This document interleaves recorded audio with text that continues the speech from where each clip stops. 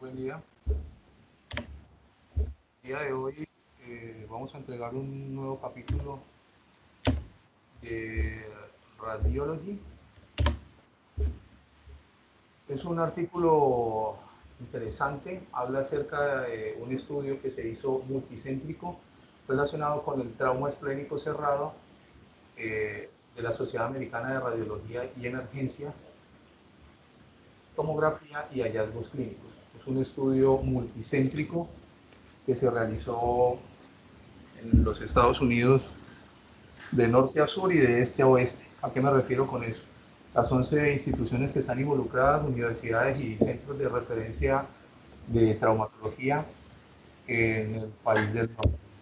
Bueno, el propósito del estudio era o es, fue el de informar sobre los tratamientos del trauma cerrado del vaso en los 11 centros de trauma y el objetivo era evaluar la frecuencia y el impacto clínico que tenían las lesiones relacionados con el diagnóstico que se hacía a través de la tomografía. En términos generales, este es más o menos un esbozo general del número de pacientes que fueron tomados durante 7 años en estos 11 centros de referencia.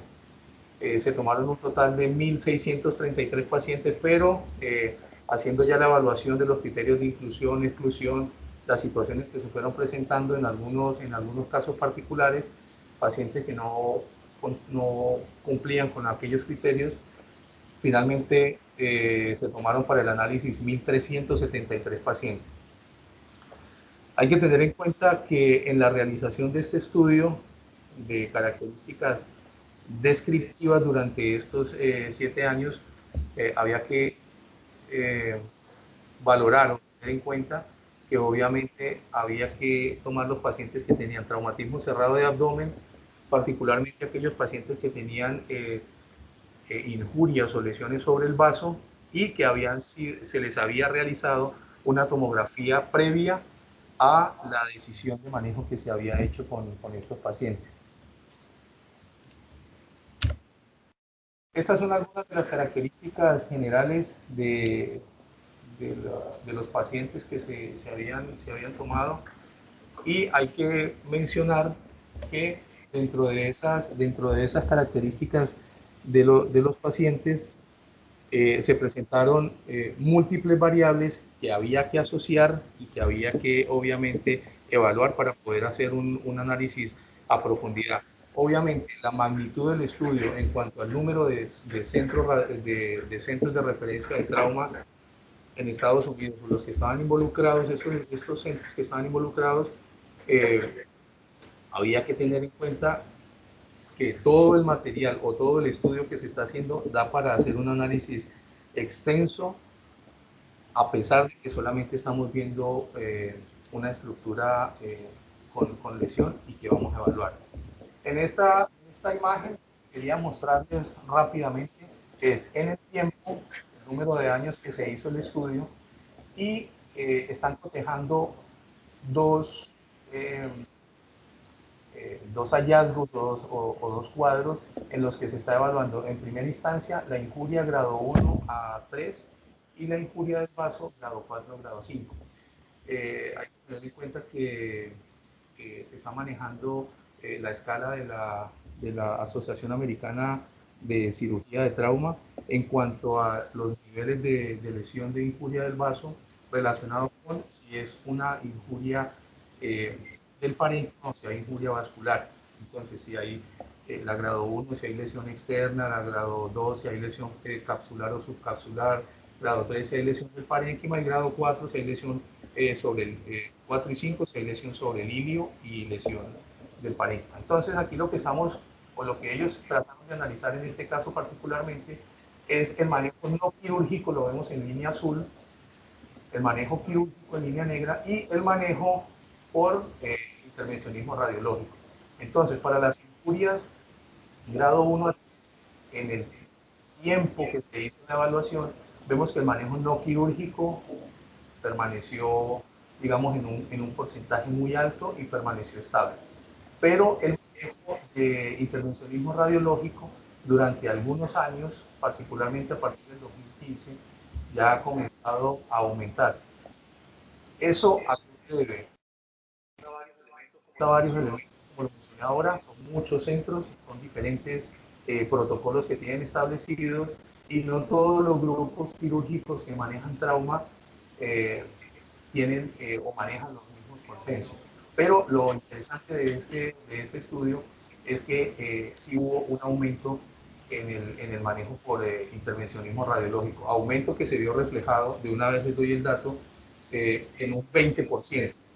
Ese incremento del 20% estuvo relacionado a expensas del manejo no quirúrgico que se hizo de estos pacientes. Entonces vemos cómo a partir del año 2014, si bien los valores comenzaban a disminuir del manejo no quirúrgico, el manejo de intervencionismo radiológico comenzó a incrementarse. Eso para las injurias grado 1 a 3. Para las injurias grado 4 a 5, vemos que el manejo no quirúrgico obviamente va a disminuir. ¿Por qué?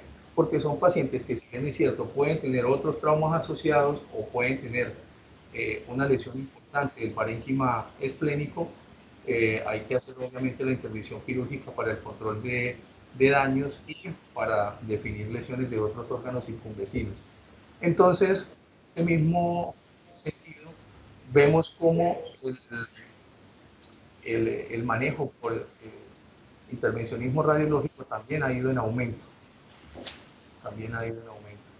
a través de todo ese periodo. Y el manejo no quirúrgico para este tipo de lesión 4 y 5, digamos, fue estable. En algunos casos incrementó, pero como vemos, estamos cotejando aquí las dos líneas, vemos que incrementó el manejo no quirúrgico, incrementó el manejo de intervencionismo radiológico en la medida en que iba disminuyendo el manejo quirúrgico de estos pacientes. Entonces vemos cómo de alguna manera nuestra especialidad ha ido, por lo menos, si bien no ha ido incursionando, por lo menos sí está posicionando un poco más acerca del manejo de estos pacientes.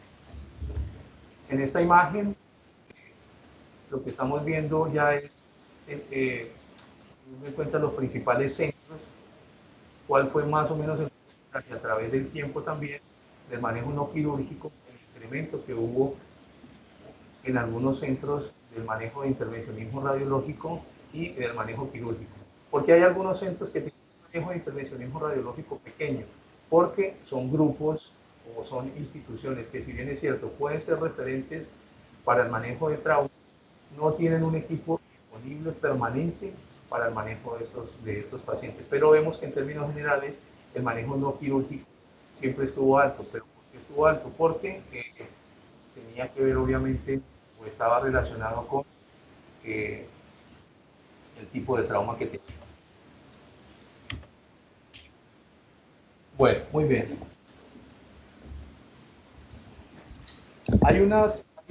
Estos son unos ejemplos que que vamos a presentar o que se presentaron en el paper relacionado con estos pacientes.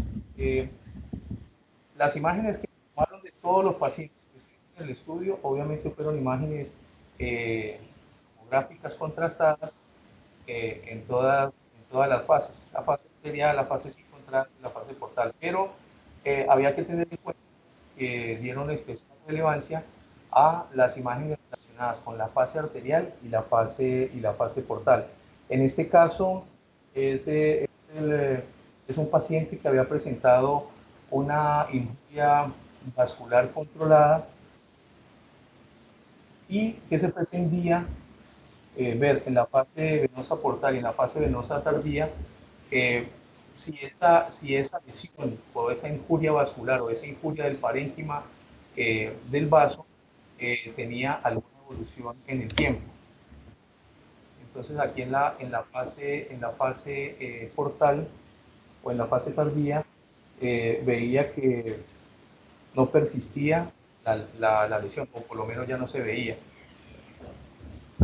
Entonces, eran dos situaciones específicas que había que tener en cuenta en el estudio o que se tuvo en cuenta en el estudio, y era los pacientes que tenían el ASH o la hemorragia activa esplénica Y lo otro que había que tener en cuenta eran los pacientes que tenían una injuria vascular activa.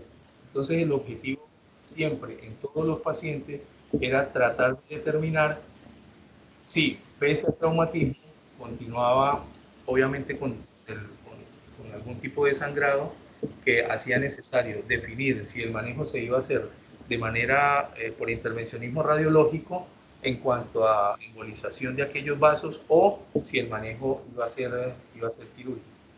Cabe anotar que dentro de los estudios que se hizo de estos pacientes, la tomografía obviamente siempre jugó un papel preponderante, pero había que tener en cuenta en algunas ocasiones las características del trauma, es decir, si eso también estuvo analizado dentro del estudio, si había pacientes que de alguna manera requerían soporte en cuanto a los líquidos, soporte inotrópico y todas esas cosas, eran pacientes que directamente eran llevados a cirugía, pero eran más, digamos, por la inestabilidad hemodinámica que pudiera tener relacionado con lesiones de otros órganos, pero no así para lo que pretendía o lo que pretendía el estudio, que era evaluar particularmente el vaso.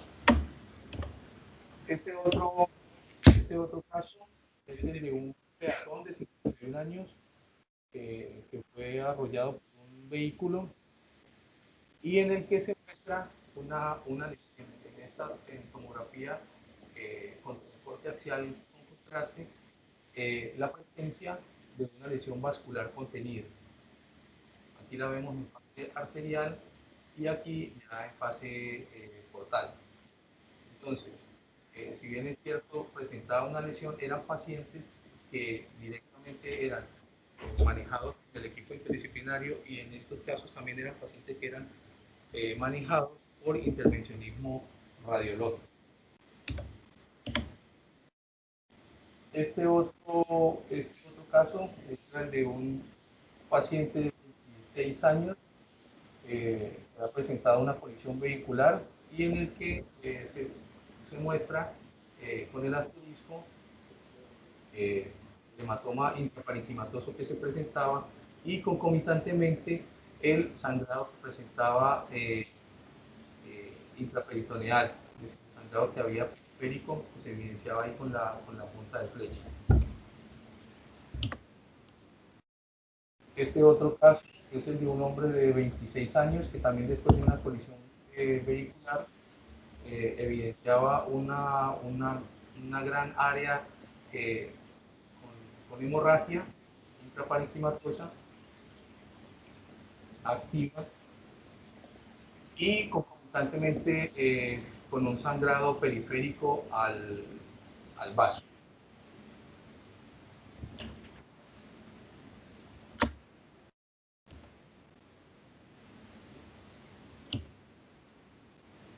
Este caso es el de un hombre de 43 años en el que también después de una colisión vehicular se mostraba una hemorragia esplénica activa, particularmente en esta zona lateral cercana a la pared torácica sobre el parénquima esplénico. Dos lesiones.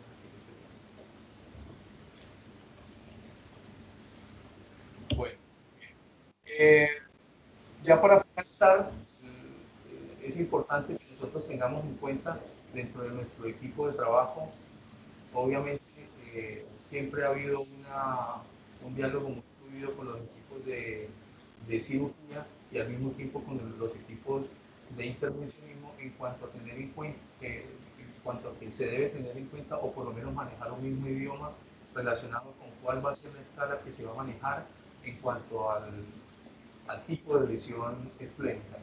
La recomendación que se hace siempre es el manejo de la Asociación Americana de Cirugía de Trauma con esta clasificación, que obviamente ellos tienen dentro de la asociación, manejan escalas para cada órgano en específico. Entonces es muy importante tener en cuenta las características de la lesión para que en los informes que nosotros vamos a presentar se pueda obviamente ayudar a determinar las conductas tanto para el equipo de intervencionismo radiológico como para el equipo quirúrgico, teniendo en cuenta el contexto y las características de, de cada caso. Como conclusión final, entonces dice que con frecuencia se informan lesiones vasculares contenidas y hemorragia clínica activa, y las tasas de tratamiento radiológico intervencionista fueron en aumento durante el periodo del estudio. La hemorragia esplínica activa se asoció con una estancia hospitalaria más corta, y los pacientes que habían presentado este tipo de hemorragias habían tenido muchas más probabilidades de someterse a tratamiento invasivo, pero era precisamente por lo mismo, porque se había hecho el diagnóstico de manera rápida, en comparación obviamente con los pacientes que habían sido sometidos a un manejo no quirúrgico. Muchísimas gracias por la atención.